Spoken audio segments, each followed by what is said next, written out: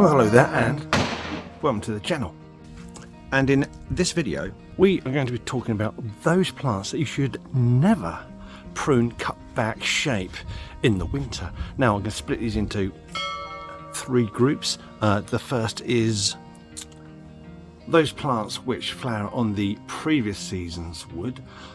The second is those plants which spend most of the year producing the flower bud, and the bud is already there on the plant in the winter time. And the third one is those plants which produce really lovely spring colour on the stems. So that's three groups. We'll go through them one by one.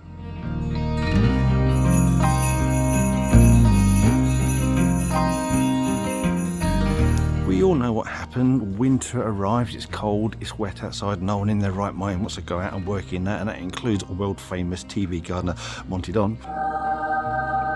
But then your other half says, oh, I've got family coming round and I need you to go outside and tidy up the garden. Nobody really speaks like that.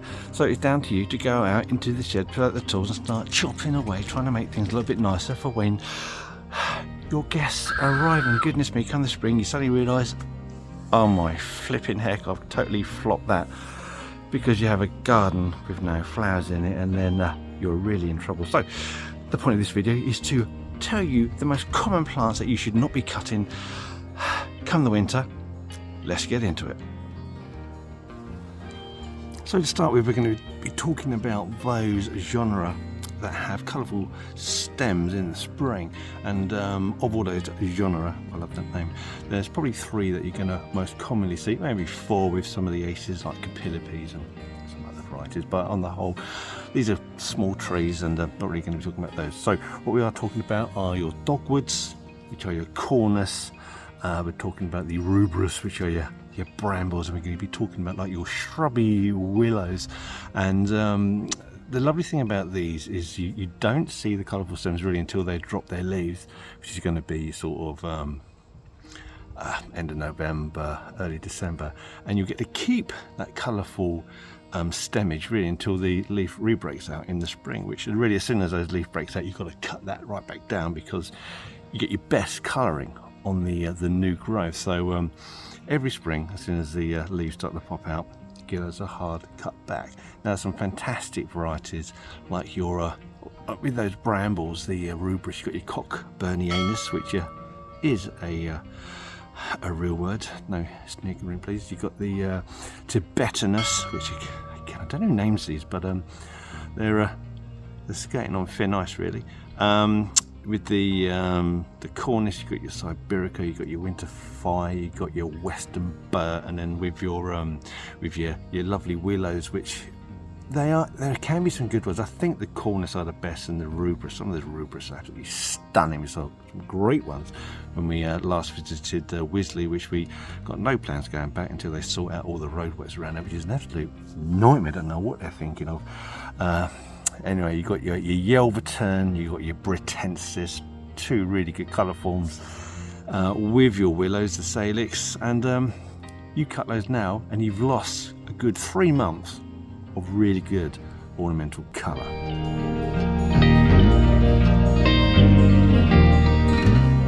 Now this second group of plants are those plants that flower on the previous season's wood, and there are plenty of them out there, but I'm going to restrict this to like the four most common ones. So you're looking at your hamamelis, which is your witch hazels.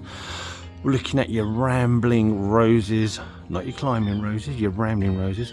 Then we're looking at the forsythias, and we're looking at the what was that there? Looking at your ribes, which is your currants. Shut it! Jesus Christ. Now your rambling roses and your hamamelis, you shouldn't really be cutting these back anyway. You're going to affect the shape of your hamamelis. Just it only removes like dead, diseased, dying branches or crossing branches. You don't normally touch those at all. And the rambling roses, again, they produce such a lovely shape by themselves. You start messing around with them and it can cause some problems. But again, you know, dead, disease, dying wood, crossing branches, you can remove all that. But on the whole, you leave those. If you can do any cutting, you would do it immediately after flowering. With your forsythias and your ribes, These flower very, very early on in the year, and as soon as they finish flowering, that is when you cut them. You cut them now, you cut them in the autumn, and wherever you've got last year's wood, you'll have your flower bud on that, and you're just removing flower buds. So the moment you touch them, you're going to be affecting your spring flowering display, so you just don't do it. So your third group of plants, these are your plants that take a god amount of time in order to produce the flower buds. So you're looking at syringa, which is your lilacs. You're looking at all of your ericaceous plants, or plants that are sort of grouped in that plant irrespective. So you've got your azaleas, rhododendrons, camellias and magnolias. Now these plants can take a good 10 months to produce a flower bud. So as soon as they finish flowering in the spring, then they start producing the new buds, or the new growth, and then on the terminal bud is going to be one of those is going to be your flower bud. So it takes such a long time to produce, and if you cut those in the winter, you're going to be removing those buds and not going to replace those buds come the spring when it is their natural flowering time. So if you're cutting any of those plants, so like I say, that's your rhododendrons, camellias, azaleas, magnolias and lilacs, you cut those and you're instantly removing flower buds. You've got no hope of getting flowers come the spring unless there's the area of the plant that you've missed and there's still a little odd bud on there. It just won't produce any flowering bud, and you have to wait until the following year until you get that next display. So all of those, never cut them. You never cut them. And so there you have it. Those are my plants that you should never consider cutting come the winter, because you will absolutely ruin those spring displays. Just never do. But of course, that is not an exhaustive list, and if there's other plants out there that you've got a real passion for that people shouldn't be cutting, then you're more than welcome to put those in the comments. We would love to hear from you anyway. If you've found anything that I said interesting or just enjoyed watching the video, then you can support us just by clicking like, clicking subscribe if you want to, and if you want to be told whenever we release a new video, then just press that notification bell. And before I go, there's one more way in which you can support this channel, and it's all absolutely free. Just check out this next little clip from me when the weather was so much nicer. I mean, look at it, so flipping miserable, but you know what, Alan Titchmarsh still likes it. It's mad, that one, mad.